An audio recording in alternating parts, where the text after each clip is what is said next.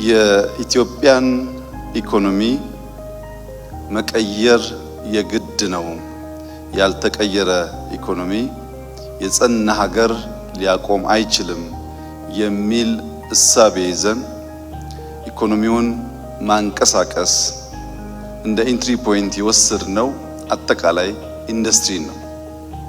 ኢንዱስትሪውን በመቀየር በማዘመን እና ምርታማነቱን በማሳደግ የኢትዮጵያን ኢኮኖሚ እንቀይራለን ካልን በኋላ ያን ኢንዱስትሪ በተለያዩ ሰብ ሴክተርስ ስንከፍል አንዱ ጎልቶ የወጣው አምራች ኢንዱስትሪ ነው። አምራች ኢንዱስትሪ በራሱ እንዲያድግ ብቻ ሳይሆን አምስቱ የኢኮኖሚ ምሰሶ ተብለው የተለዩ ጥቅል ኢንዱስትሪዎችን ድልድይ ሆኖ ማዘመን፣ መቀየር፣ ማሳደግ እንዲችል ታሳቢ ተደርጎ የተዘጋጀ የ10 ዓመት የብልጽግና እቅድ ነበረን።